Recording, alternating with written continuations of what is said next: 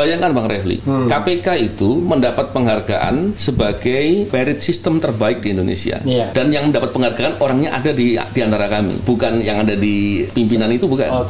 Justru orang-orang yang terbaik tadi malah disingkirkan. Tidak pernah saya melihat ada keadaan di mana pejabat berani berbuat semenang-menang, terang-terangan, dan kemudian merasa nggak ada apa-apa. Baru kali ini. Celakanya adalah orang ini pejabat penegak hukum, dan orang ini adalah bertugas untuk memberantas korupsi dan mimpin KPK pula.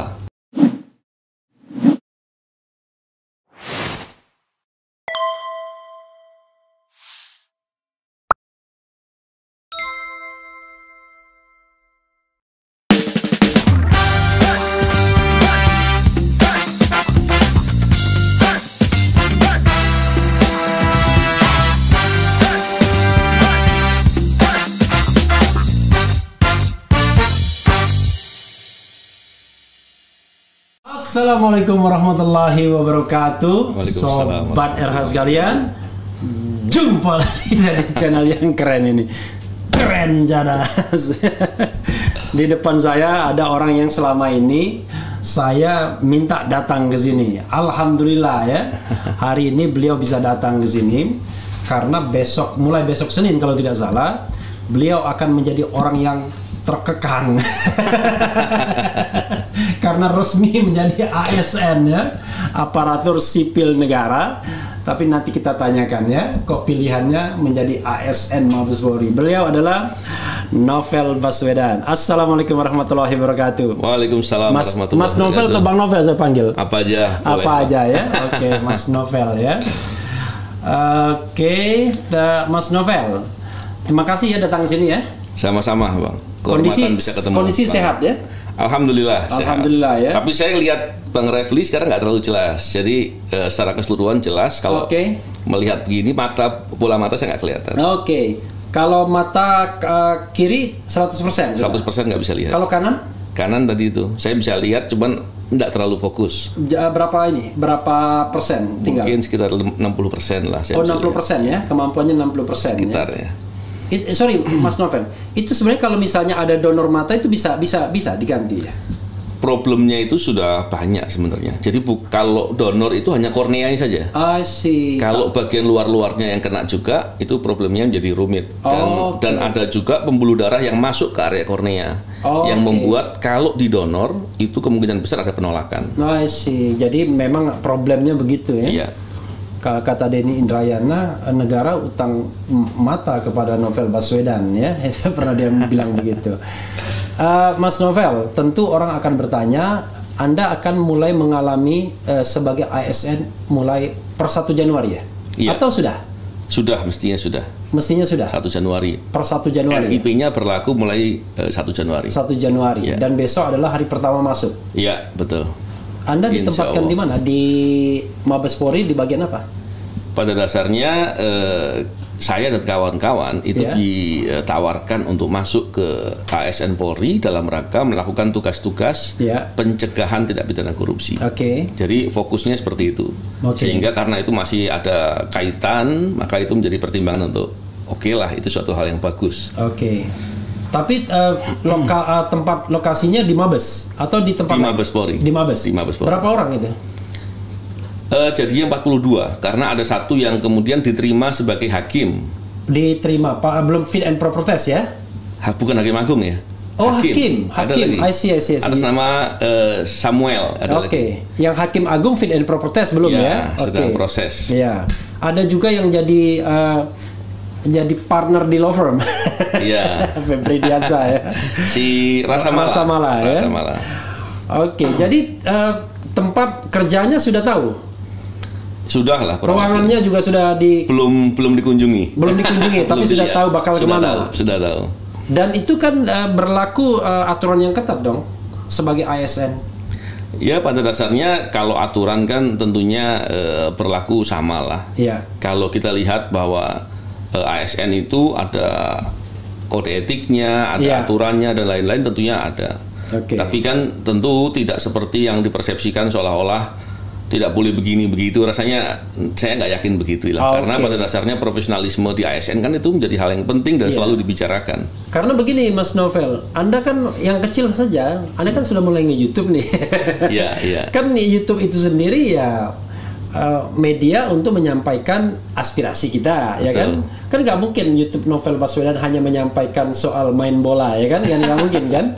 Pasti soal concern, soal pemberantasan korupsi, soal integritas dan lain sebagainya. Betul. Nggak khawatir ada larangan dan kemudian berbenturan dengan institusi yang Anda masuki? Tidak. Saya sudah tanyakan itu dan disampaikan tidak ada masalah. Apalagi fokus saya dalam YouTube Novel Baswedan itu fokus saya adalah tentang edukasi tentang masalah anti korupsi, tentang integritas, dan itu hal-hal yang mestinya diperlukan oleh ASN. Jadi artinya harusnya secara tidak bertentangan, harus didukung.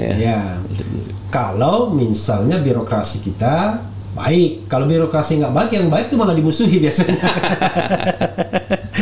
Jadi nanti Anda 40 berapa tadi? 42 orang itu akan satu kantor atau dipecah? Satu kantor. Satu kantor, satu ruang begitu?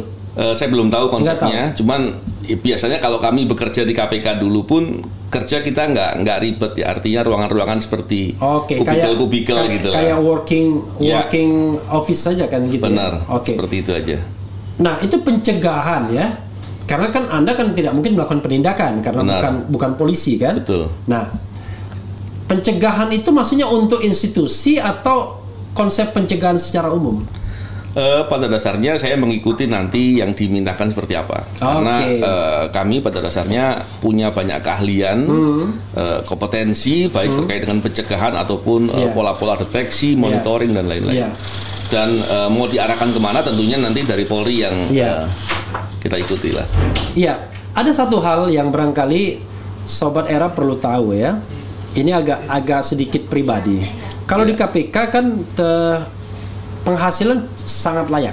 Negara memberikan penghasilan yang layak bagi pegawai KPK waktu itu. Bahkan memunculkan kecemburuan lah ya. Layak tapi tetap jauh kalau dibandingkan lawyer ya. Dibandingkan pejabat pajak pun beda jauh. Beda jauh ya. Kementerian Keuangan kita masih di bawah. Masih di bawah ya, karena mereka punya tunjangan kinerja yang luar biasa. Betul. Jadi kalau masih ada yang dicokok petugas bea cukai kebangetan itu kan kira-kira begitu. Tapi di ASN Polri, saya kira pendapatan pasti akan berkurang jauh ya. Penghasilan. Iya. Gimana dealing with dengan isu seperti ini? Ya kita frankly speaking kan salah satu yang problem utama korupsi itu karena basic need yang tidak terpenuhi biasanya. Orang kemudian akhirnya kesana kemari nggak karuan. Betul. Begini Bang Refli, kalau kami sebenarnya banyak di antara kami yang sebetulnya sudah merencanakan untuk memilih bekerja sendiri, wira swasta dan lain-lain. Cuman perlu dipahami bahwa kami itu disingkirkan dari KPK dengan stigma. Kami dibuat seolah-olah kami adalah orang yang radikal, orang yang anti Pancasila dan lain-lain. Dan itu dibuat dengan sedemikian rupa oleh oknum pimpinan KPK dengan cara-cara yang melawan hukum ilegal. Jadi walaupun pimpinan KPK itu cuma 5, tetap aja oknum ya? Saya nyebutnya oknum, saya sebut nama nggak enak juga kan? Oknum pimpinan KPK, kita nggak tahu namanya siapa ya, oknum pimpinan KPK. Saya masih berharap dari 5 itu masih ada yang baik. Kalau kita sebut pimpinan KPK kan kesannya seluruhnya. Kalau terkait dengan upaya tadi membuat stigma, bisa dibayangkan orang yang bekerja di upaya memberantas korupsi yang penuh resiko, yang untuk memilih jalan itu pun harus punya kesungguhan lah. Dan Anda sudah mendapatkan resiko itu kan? Iya. Bukan cuma saya, teman-teman saya juga ada lagi. Ketika terus bekerja malah diberantas, kan ini kan nggak masuk di akal gitu. Apalagi caranya dengan cara-cara yang saya bisa katakan cara-cara melanggar hukum dan ilegal, dan itu melanggar HAM, dan itu dinyatakan dalam investigasi yang dilakukan Komnas HAM dan Ombudsman. Yang menarik adalah ketika stigma itu dibuat dan terus kalau kemudian kami malah bekerja sendiri dan lain-lain, kami akan terus dikerjai.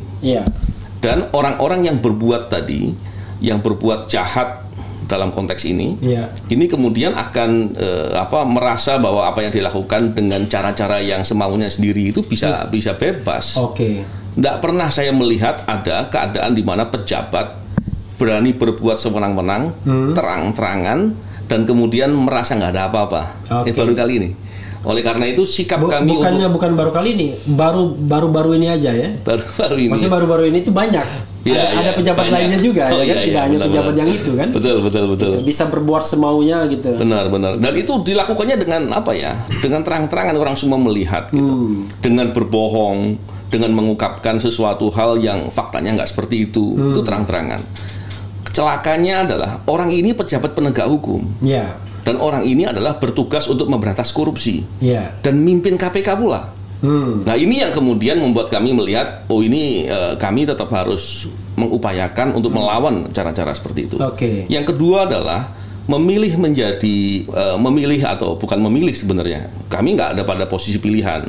Tapi ketika Pak Kapolri menawarkan itu, dengan menyampaikan bahwa ada rencana-rencana untuk melakukan upaya pencegahan tidak pidana korupsi, saya melihat itu suatu peluang untuk saya dan kawan-kawan untuk bisa berkontribusi. Bayangkan Pak Kapolri memberikan stressing pada dana PEN, dana bansos, dan dana COVID. Itu kan suatu kasus-kasus yang strategis dan serius. Terkait dengan itu juga bahwa berarti tidak hanya internal, itu eksternal tuh kalau PEN, bansos sama dana COVID itu. Benar, mestinya akan begitu. Cuman nanti detailnya saya kan nggak tahu dan ya. Itu 1.000 triliun tahun lalu. Lebih dari 1.000 triliun. Nilainya sangat besar. Makanya saya melihat dan potensi korupsinya pun juga besar. Artinya ikut berbakti atau berkontribusi di sektor itu juga menjadi hal yang penting. Apalagi ketika kami kemudian telah diangkat menjadi ASN Polri, itu menunjukkan bahwa proses penyingkiran kemarin yang dilakukan oleh pimpinan KPK benar-benar abal-abal lah gitu.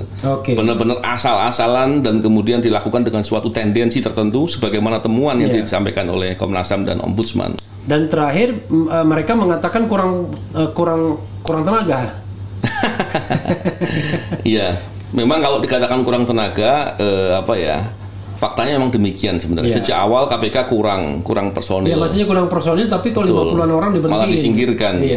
Tapi yang menarik adalah kasus-kasus besar nggak ditangani. Beberapa kasus yang harusnya ada potensi untuk bisa menarik kerugian keuangan negara untuk kembali, itu tidak banyak dicermati untuk dilakukan. Misalnya, kalau boleh. Kalau kita bisa lihat kasus bansos. Kasus bansos itu yang ditangani kasus apanya? Suapnya. Padahal pertanyaannya, kasus bansos itu terjadi di banyak tempat. Dan apakah ketika orang itu memberikan terus tidak ada value yang hilang? Tentu pasti hilang. Nah, ketika nilai tertentu yang hilang, yang diambil oleh pelaku-pelaku kejahatan korupsi itu, haruslah dikembalikan. Kerugian masyarakat itu dipulihkan, kerugian negara itu dikembalikan. Harusnya begitu konsepnya, tapi tidak terlihat seperti itu. Apalagi masih banyak orang-orang lain yang belum diungkap. Ini kan masalah yang serius juga. Kalau dilihat kasus-kasus lain masih banyak. Dan terlihat kasus bansosnya agak aneh bin ajaib ya. Dituntut 10 tahun, kemudian divonis 11 tahun, nggak banding. Iya kan? Iya. Kalau nggak salah gitu kan? Saya nggak terlalu ngikuti kasusnya terakhir. Jadi dituntut 10 tahun, divonis 11 tahun, nggak banding. Itu baru kali ini aneh bin ajaib ya. Walaupun orang kemudian marah-marah juga, kok cuma 10 tahun KPK yang katanya yang mewacanakan hukuman mati, seumur hidup atau 20 tahun. Ternyata cuma 10 tahun saja. Tapi tadi vonisnya 11 tahun dan nggak banding. Nah, jadi apakah nggak banding ini cara untuk agar case close gitu? Ya, memang kasus bansos ini harusnya dilihat sebagai kasus terbesar. Mungkin kalau nyari bandingannya sulit ya. Memang yang ditangani kan baru kasus di wilayah Jakarta dan sekitarnya. Dan itu masih terjadi di wilayah-wilayah yang lain di Indonesia. Dan itu nilainya sangat besar. Dilihat dari nilainya yang sangat besar, pelakunya yang orang cukup tinggi, dan kemudian terjadi terkait dengan bencana. Ini suatu hal yang luar biasa. Belum pernah ada kasus seserius itu. Mas Novel, tadi kan Anda kan memang belum menjawab secara eksplisit soal tadi renumerasi yang pasti berkurang jauh ya.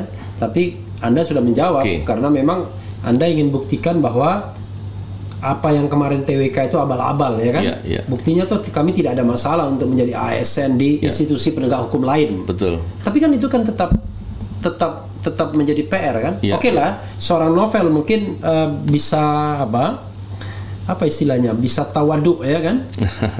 Tapi kan godaan itu kan puluhan orang kan bisa terjadi. Jadi tiba-tiba kita ingin memasukkan virus baik ke dalam institusi, tapi malah menjadi virus yang kemudian berubah.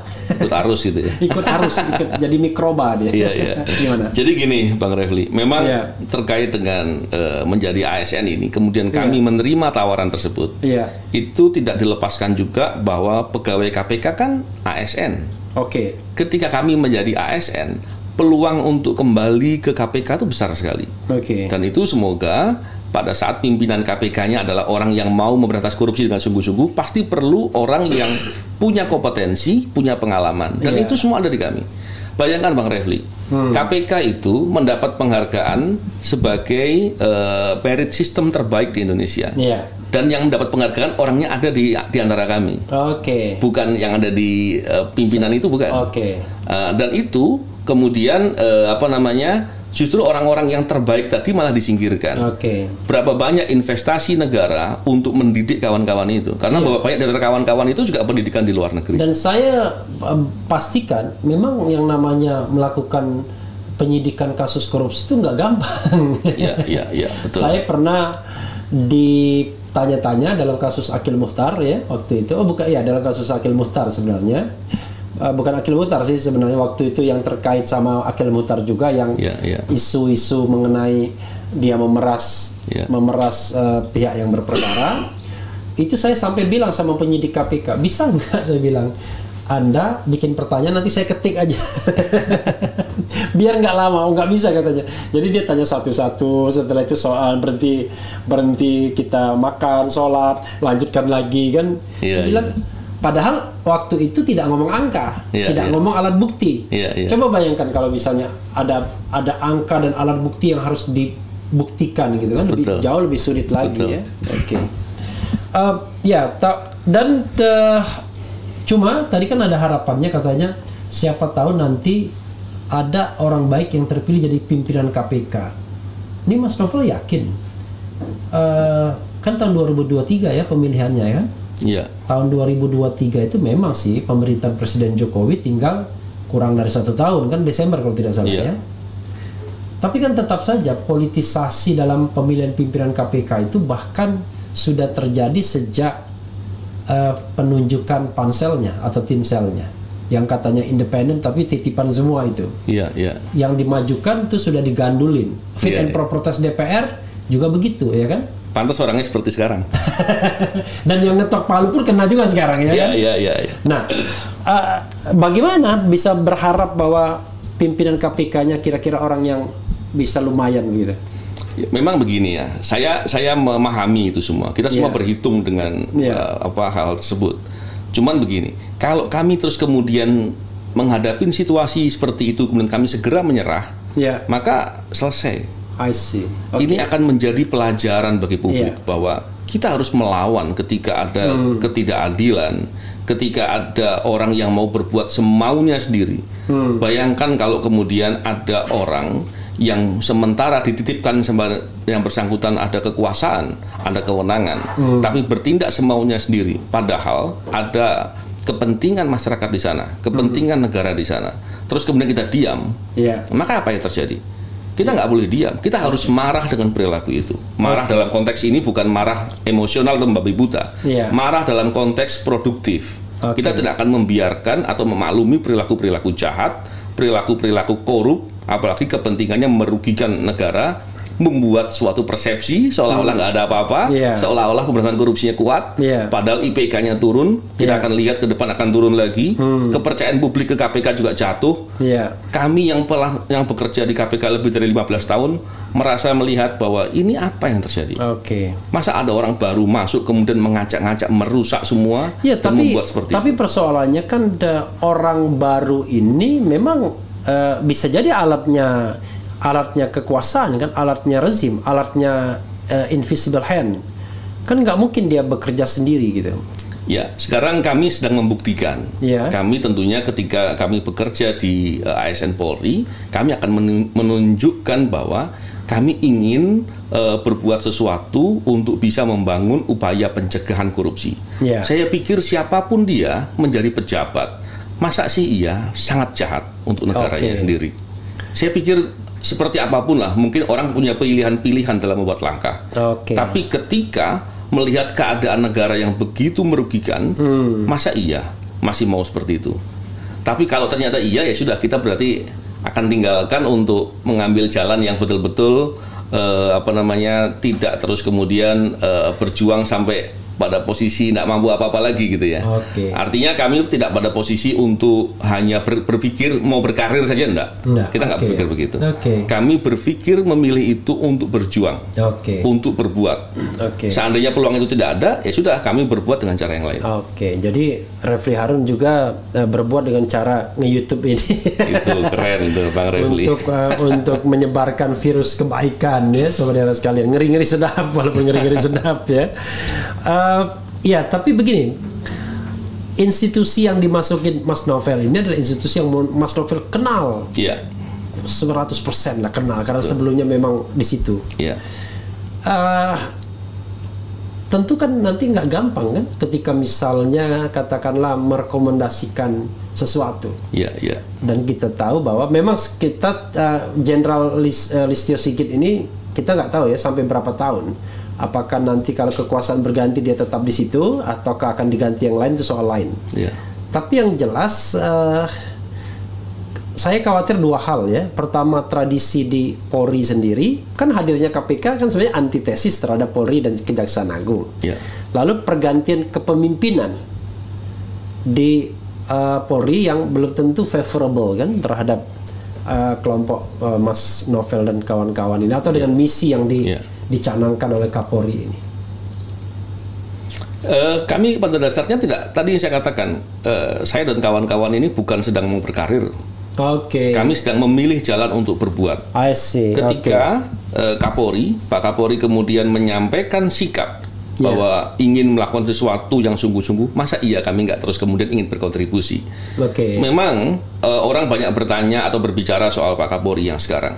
Setidak-tidaknya ada dua hal yang saya melihat suatu hal yang positif sekali. Ketika Pak Kapolri kemudian mau untuk membuka diri dengan masyarakat, mendengarkan kritik dengan bijak, mau membuka akun sosmed, media sosial. Saya kira itu kan suatu hal yang positif.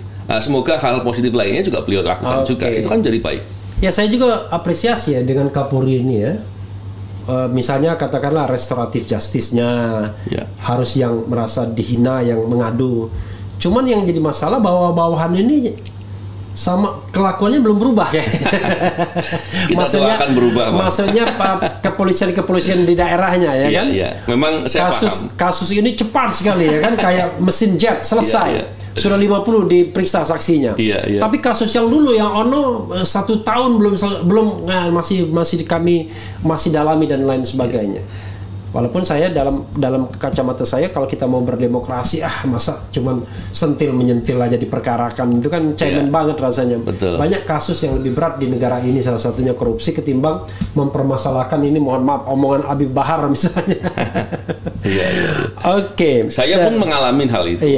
Bang Refli juga ingat ketika saya diserang dan kemudian penanganan perkaranya bermasalah. Kan. Artinya saya mengalami hal seperti itu. Artinya dengan perspektif saya, harusnya saya melihat ada suatu hal yang saya korban gitu kan. Ketika melihat permasalahan itu, tentunya saya pada posisi kalau terus kemudian saya meratapi situasi itu, terus kemudian saya hanyut dengan situasi itu, terlalu istilahnya baper lah gitu. Mau sampai kapan kita mau berbuat? Soal ada orang bermasalah, ya semoga masalah itu akan kembali kepada yang berbuat masalah. Soal ada yang berbuat jahat, semoga kejahatan yang dia lakukan akan kembali kepada yang bersangkutan. Dan yang jelas ada pengadilan akhirat. Selain kembalinya ke di dunia semoga hukumannya. Mudah-mudahan. Bukan gitu. Mas Novel, tapi kan Anda sebenarnya pengen kembali ke aspirasi Anda, kan sebenarnya pengen kembali ke KPK kan, karena disitulah barangkali ibarat ikan tuh, habitat Anda yang Anda merasa nyaman gitu ya. Saya sebenarnya begini, Bang. Kalau saya bicara apa adanya, sebenarnya saya harus bisa merasa bahwa saya sudah mulai merasa keterbatasan dalam melihat. Sehingga situasi itu pada saat tertentu saya akan berhenti. Saya akan mengambil jalan sendiri untuk berwira swasta atau usaha apa. Dan saya tidak pada posisi terus akan ada di KPK untuk berbuat sesuatu. Memang di antara penyidik saya termasuk yang senior lah. Dan saya banyak melakukan terobosan-terobosan untuk proses-proses penyidikan yang optimal. Dan bukan cuma saya, kawan-kawan saya juga ada yang melakukan itu. Tetapi ketika proses penyingkiran yang dilakukan oleh Firly Bahuri dan kawan-kawan itu untuk menyingkirkan kami, terus kemudian kami biarkan, maka cara-cara serupa akan dilakukan oleh pejabat-pejabat yang melawan hukum, yang mau berbuat melawan hukum ke depan, yang berikutnya. Karena itu maka harus dilawan, nggak boleh dibiarkan. Paling tidak, saya sih sebenarnya agak kagum ya dengan KPK. Jadi beda KPK dengan institusi lainnya adalah sebenarnya proses pemilihan pimpinan KPK itu kan selalu diwarnai oleh katakanlah ya negosiasi politik, ya kan? Dari pertama sampai akhir, dari periode pertama. Tapi begitu dia masuk ke dalam sistem, mereka relatively bisa diterima dan kemudian bahkan jadi ikon-ikon ya. Di situ ada Abraham Samad, ya kan? Ya kita tahu lah. Orang memilih Abraham Samad instead of Bambang Wijoyanto misalnya, kan tahu. Memilih Agus Raharjo misalnya dibandingkan yang lain, atau memilih dulu yang pimpinan yang pernah masuk BUI kan. Tapi ketika mereka di sana, mereka seperti menyesuaikan dengan kultur yang sudah terbentuk di sana, sehingga mereka relatively accepted ya. Tidak hanya di dalam tapi juga di luar. Tapi berbeda dengan yang periode ini ya. Periode ini datang bukan menyesuaikan dengan kultur yang sudah terbangun, merusak value malah. Tapi ya banyak orang menganggap begitu ya, rusak value. Tapi saya anggap ya sebenarnya kan tidak mungkin dia bekerja sendiri. Artinya memang ini hal yang sudah lama direncanakan oleh kekuatan-kekuatan oligarki ini kan. Bisa jadi seperti itu, Bang. Memang kami pun, saya dan kawan-kawan, saya pernah jadi ketua wadah pegawai. Wadah pegawai KPK itu unik ya, karena di mana-mana namanya wadah pegawai itu memperjuangkan hak pegawai saja konteksnya itu. Tapi di KPK, wadah pegawai itu juga ada satu mandat di ADART-nya yang mengatakan bahwa melakukan upaya-upaya untuk menjaga agar KPK berjalan sesuai dengan tujuan pembentukannya. Ini kan ada ideologisnya gitu. Jadi menjadi pegawai KPK itu bukan sekedar menjadi pegawai biasa, tapi memilih jalan untuk berjuang memberantas korupsi. Karena apa? Pasti dilawan, pasti diserang, dan itu pasti beresiko. Dan saya bisa memahami ya, sahabat era sekalian, kalau kita berada di wilayah ngeri-ngeri sedap, kita pasti lebih dekat kepada Tuhan. Itu keuntungannya, Bang. Karena at any time ya kan, something happen, bisa terjadi kepada kita kan. Ini yang orang kadang-kadang nggak paham ya. Tiba-tiba orang mengatakan Taliban dan lain sebagainya. Padahal semua Taliban, Saliban semua akan akhirnya akan berserah diri juga. Karena yang dihadapi kekuasaan yang tiba-tiba di jalan kita dikeprok orang, dihilangkan nyawanya kan. Ya oke lah. Jadi memang ada persoalan-persoalan seperti itu ya. Itu bagian perpindahan menerima ini. Nah, bagian berikutnya saya sebenarnya ingin Mas Novel membuat atau membuka file KPK sedikit. Tentu yang bisa dibuka ke publik kan. Misalnya kalau kita bicara persentase ya, ini persentase.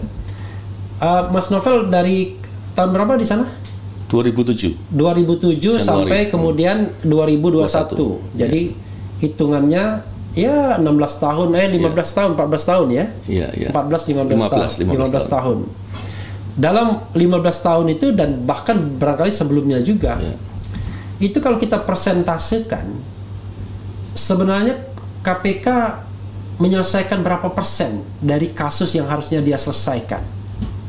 Feeling aja. Kalau bicara kasus, berarti penyidikan? Enggak. Saya bicara tentang tindak pidana korupsi. Kalau bicara tindak pidana korupsi, proses itu dilakukan mulai dari penerimaan pengaduan masyarakat. Tentu jumlahnya besar. Tapi ketika pengaduan masuk, itu kan tidak semuanya adalah tindak pidana. Dan kemudian ada beberapa yang diverifikasi ternyata kurang valid atau tidak didukung dengan fakta-fakta yang lebih jelas. Oke, yang sebenarnya sudah didukung oleh fakta-fakta yang sudah jelas dan harusnya ditindaklanjuti. Kalau saya meyakini kalau itu case building semuanya ditangani. Cuman ada beberapa kasus yang itu adalah indikasi tapi belum bisa dibuktikan. Atau dugaan OTT, faktanya kelihatan tapi belum bisa dilakukan upaya sampai kepada bisa dieksekusi gitu. Karena untuk mengeksekusi mestinya ada standar pembuktian. Sesuai dengan standar pembuktian tertangkap tangan. Tapi kalau itu nggak tercapai, memang atau kadang-kala momentumnya lewat. Karena tertangkap tangan ada syarat momentumnya, nggak bisa ditangkap di setiap keadaan. Ya, kadang-kadang begitu yang sering kali lewat. Memang kalau bicara terkait dengan kasus-kasus di KPK, tentunya proses untuk menangani kan ada arah dari pimpinan. Arahnya kira-kira lebih kemana untuk tahun ini? Lebih kepada sumber daya alam, lebih dari apa dan lain-lain. Dan itu memang hak mereka sebagai pimpinan. Itu kebijakan kan? memang. Kebijakan ya. Tapi kemarin waktu OTT 2 kan, OTT yang agak ramai, dua menteri kan? Mas Novel di mana? Sebenarnya saya waktu itu ada beberapa, dua-duanya itu saya monitor lah terkait dengan kasus itu. Tapi saya ikut di KKP. Ikut di KKP. Cuman begini, yang perlu dilihat tuh begini.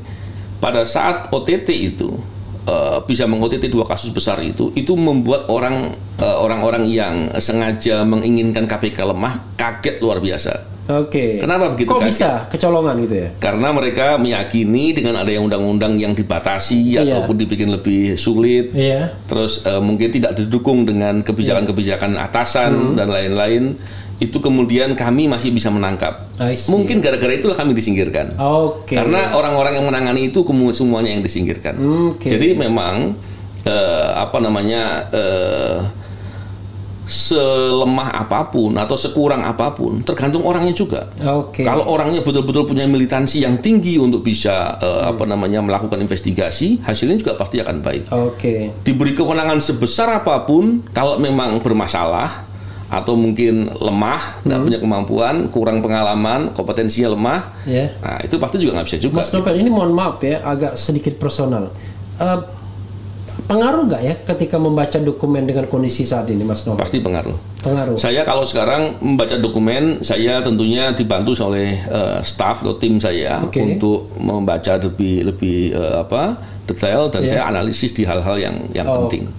Dan itu mereka harus trusted kan, kalau nggak nanti bisa mislead.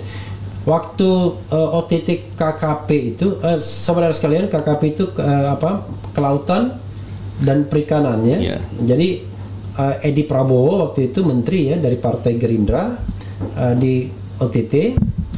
Tapi waktu itu kan ada berita yang mengatakan ada staf istana yang ikut.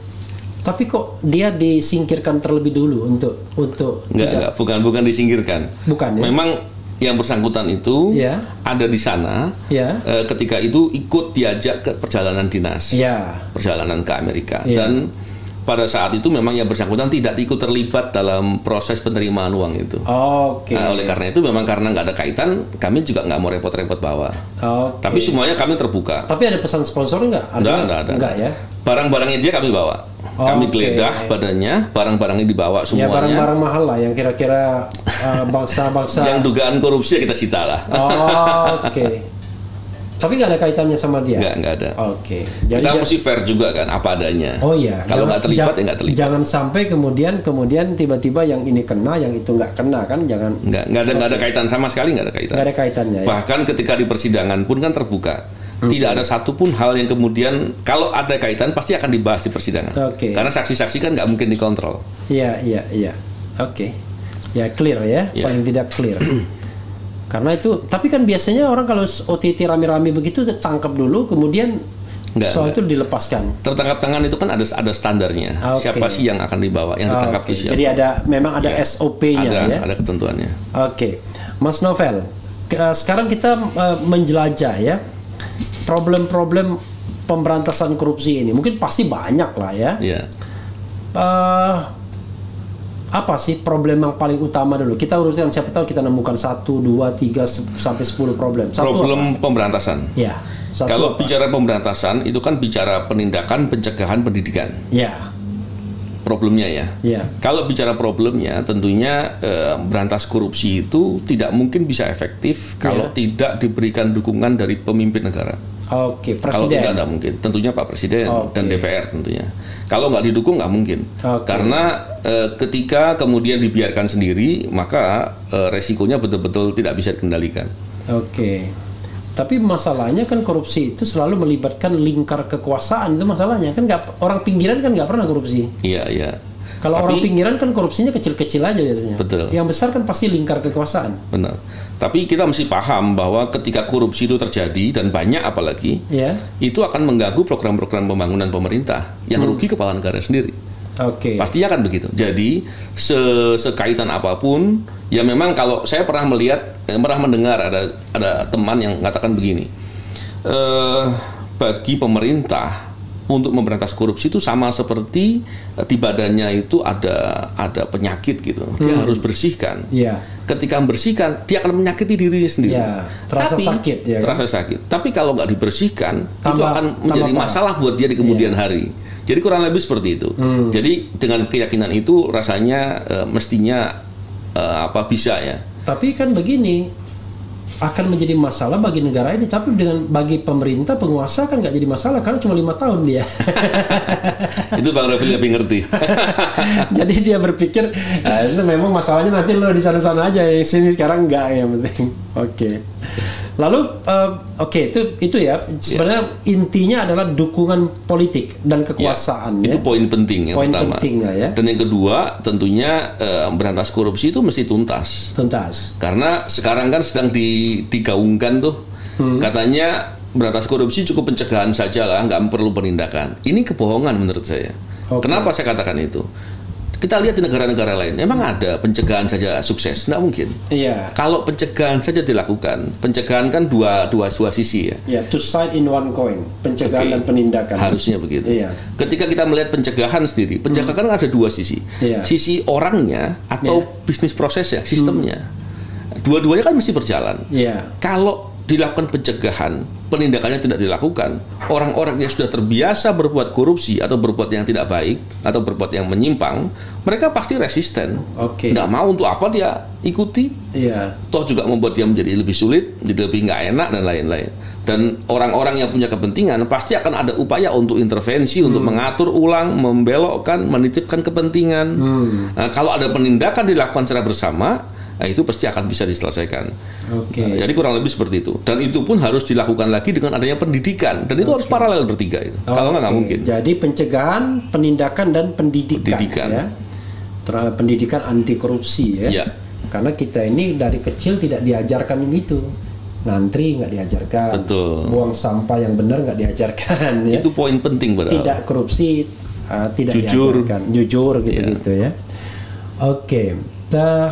Lalu panasianya apa dari kendala ini? Ya kalau pemimpin kan nggak mungkin tiba-tiba panasianya ganti pimpinan, kan nggak mungkin begitu aja kan? Apa obatnya yang barangkali untuk saat ini ya yang paling mungkin dilakukan dengan problem saat ini dan problem ke depan? Gitu. Memang begini. Korupsi itu seringkali tidak disadari oleh masyarakat. Orang kalau kecopet, dia akan terasa dompetnya hilang. Kalau ada korupsi, dia ambil dompetnya, dompet saya uangnya masih ada gitu. Jadi dia akan bilang bahwa tidak ada apa-apa. Tapi ketika masyarakat sudah mulai sadar bahwa korupsi itu betul-betul merugikan dirinya, baik sekarang, ke depan atau suatu saat nanti, maka mereka akan mau untuk peduli. Nah, ketika orang semakin banyak yang peduli, maka mau nggak mau pemerintah juga akan menjalankan proses-proses yang lebih baik. Saya yakin akan begitu. Jadi soal kepedulian masyarakat itu menjadi penting ya. Makanya saya membuat channel YouTube dan saya membuat dalam konteks membicarakan atau mengedukasi soal integritas, soal anti korupsi dan soal keteladanan lah untuk inspirasi untuk bisa berbuat baik. Jadi saya kira itu bagian dari cara. Dan saya yakin Bang Raffi juga melakukan itu sekarang. Insya Allah ya. Karena kita kan ingin melihat negara kita ini menjadi negara yang baldatun thayyibatun warabun ghafur. Benar. Negara yang gemah ripah lo jinawi. Ada satu lagi yang ingin saya sharing ya. KPK kan banyak sekali menangkap kepala daerah. yang katakanlah melakukan tindak pidana korupsi. Tapi saya tidak pernah mendengar KPK misalnya menangkap kepala daerah yang katakanlah calon kepala daerah yang memberikan suap, memberikan uang kepada partai-partai politik. Kan bukan korupsi itu, Bang. Nah, itulah masalahnya. Karena memang bicara terkait dengan korupsi itu dalam konvensi kalau nggak salah UNCIC memang dia dimandatkan untuk memperluas definisi itu sampai ke suap di sektor swasta dan politik dan lain-lain. Tapi kan undang-undang kan belum ada. Ketika undang-undang belum ada, kita belum bisa sampai ke sana. Walaupun trading in influence itu ya. Betul. Gitu. Walaupun sebetulnya ada undang-undang nomor 11 kalau nggak salah, 10 pas 11. Undang-undang tentang tahun 81 tentang suap. Suap di sektor swasta. Itu bisa dilakukan dengan undang itu. Tapi kewenangannya nggak ada di KPK. Itu ada di Polri. Karena sebenarnya yang merusak kepala daerah ya itu. Betul. Ketika biaya pilkada itu mahalnya minta ampun, ongkos pilkada mahal ya sudah pasti dia akan korupsi untuk kembali modal kan. Bagi saya gini, Bang, harusnya untuk memberantas korupsi yang efektif itu perbaiki dulu atau berantas korupsi dulu di sektor penegakan hukum dulu.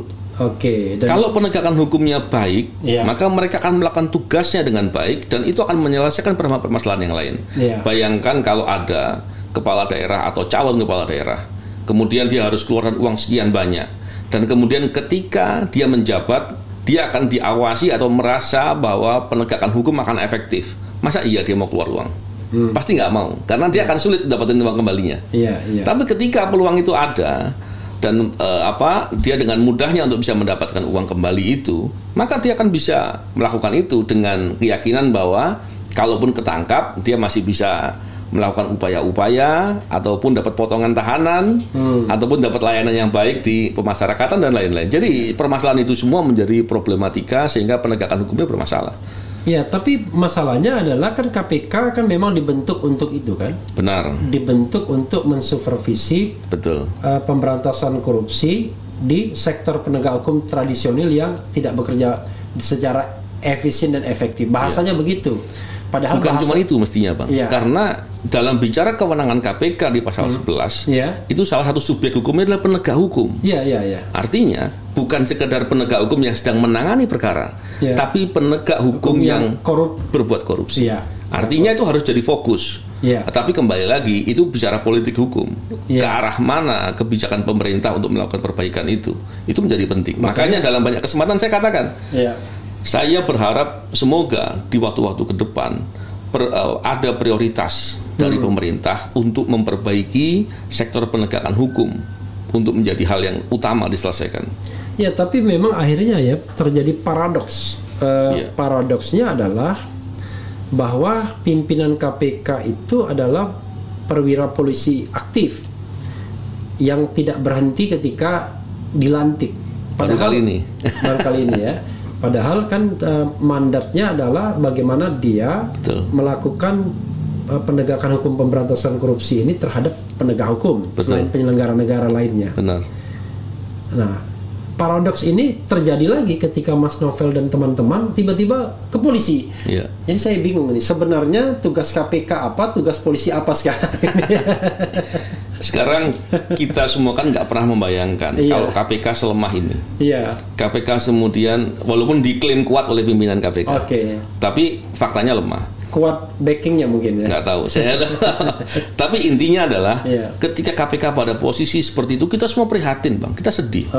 Bukan sedih, kita marah ketika upaya memberantas korupsi justru malah diakali, justru malah dipersepsikan. Itu kita marah melihat situasi itu.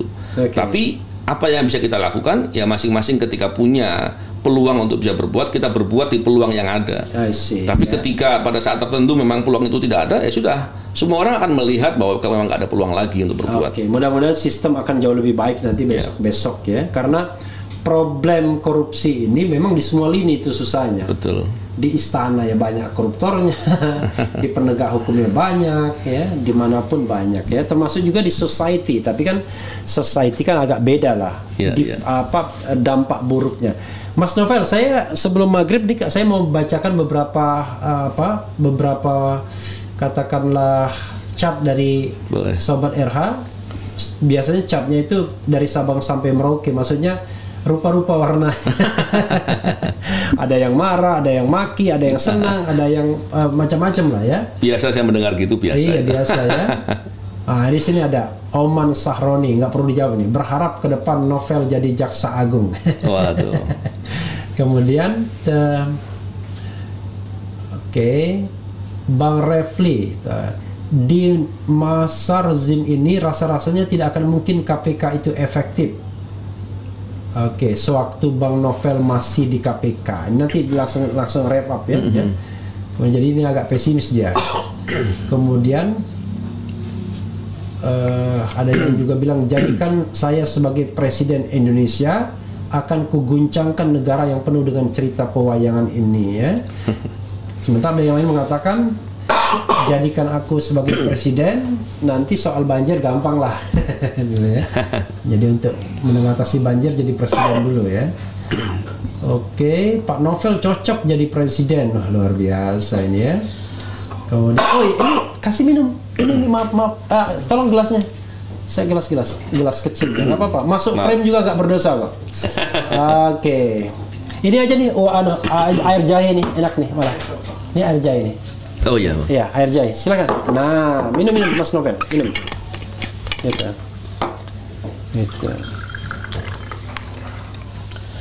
Nih, sorry maaf. Nah, ini ya. Makasih, Bang. Iya.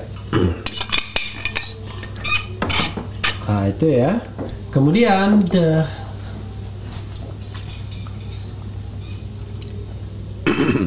aduh, Pak Refli nggak ngasih minum tamu, kasihan. Sudah saya kasih ya. Ada juga yang bilang begitu ya. Bang Novel, apa bedanya KPK rezim SBY dan Jokowi? Disingkirkan KPK, diterima Polri, bahkan dibuatkan satuan khusus saingi KPK. Assalamualaikum warahmatullahi wabarakatuh, Pak RH dan Pak Novel, semoga selalu dalam lindungan Allah Subhanahu wa taala. Amin ya rabbal alamin ya. Itu. Pak Anies Baswedan diundang Bang RH, nggak ada hubungannya ya. Air jahe hangat cocok untuk musim gini ya. Banyak sekali, nanti tinggal dilihat-lihat aja. Silakan. Ada dua pertanyaan tadi ya. Bedanya zaman SBY dan zaman Jokowi. Kemudian pesimisme tadi, nggak mungkin katanya. Memang begini. Kalau saya pribadi begini Bang, saya mengalami banyak cerita ketika bekerja di KPK. Pasti ada tantangan, intervensi, ancaman dan segala macam. Saya pun tahu bagaimana kekuatan mafia-mafia di Indonesia, kekuatan-kekuatan oligarki untuk menguasai, mengambil keuntungan dan lain-lain. Tapi ketika kita hanya fokus dengan hasil, kita nggak akan pernah bekerja, Bang. Kita akan pernah melihat bahwa itu berat, itu nabrak tembok, akhirnya kita diam saja. Tapi ketika kita fokus dengan proses, kita berbuat. Saya berbuat sampai di mana saya nggak tahu, saya hadapi.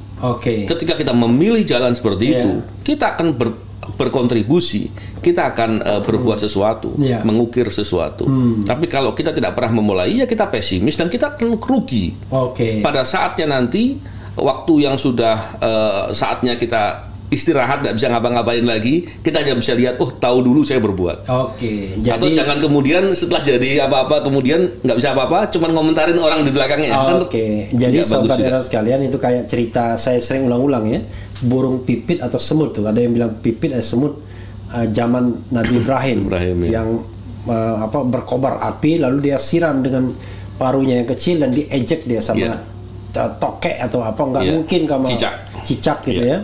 Dia bilang ini bukan soal iya atau tidak, tapi soal keberpihakan. Betul. Jadi yang Maha Kuasa tahu kita berpihak kemana ya. Benar.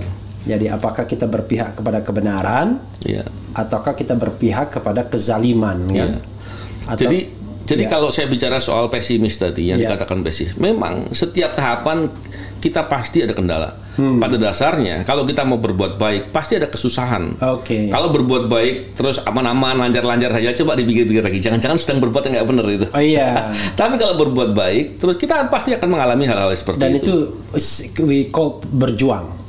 Jadi kalau berjuang itu mudah, itu namanya makan. Makan dan minum itu mudah, tapi berjuang itu selalu sulit. Iya, iya.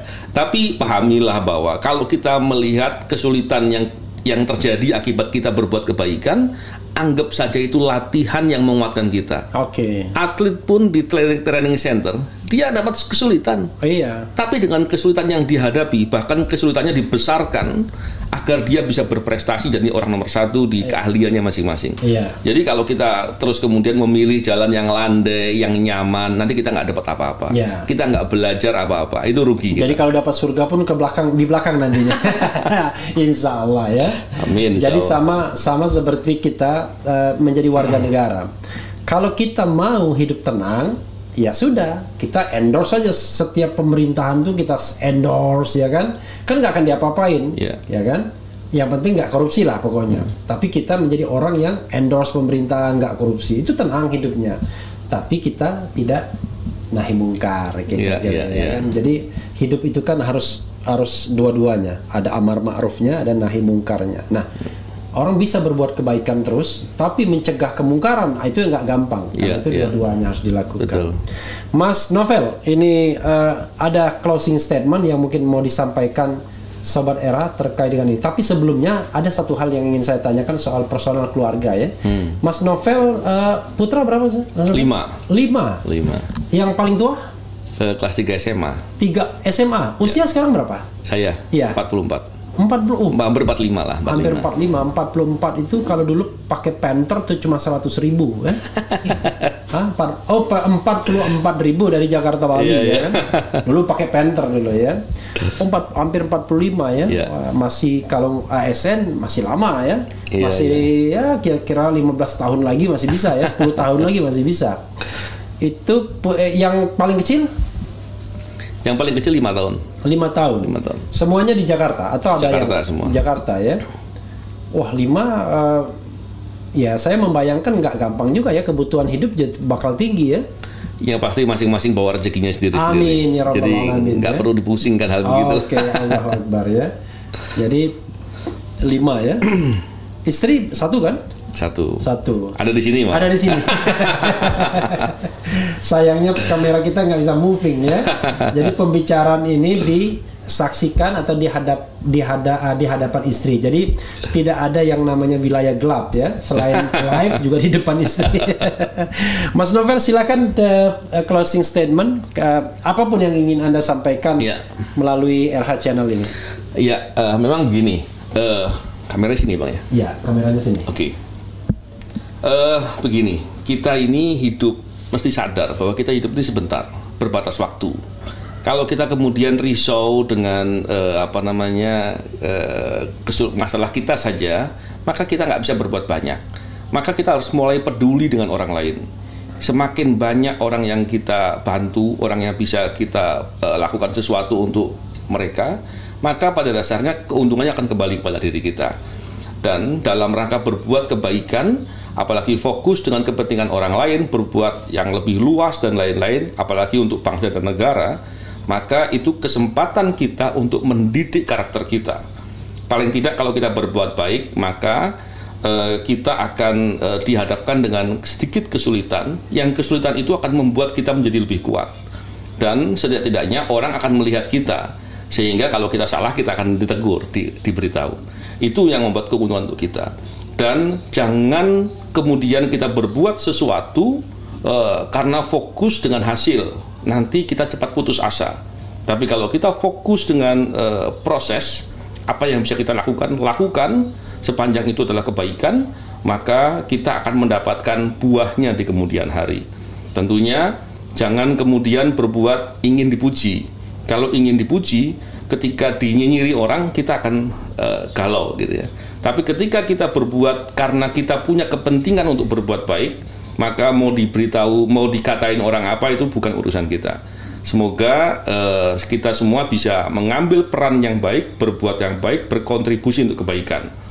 Di sini saya senang sekali ketemu dengan Bang Refli. Beliau termasuk idola saya.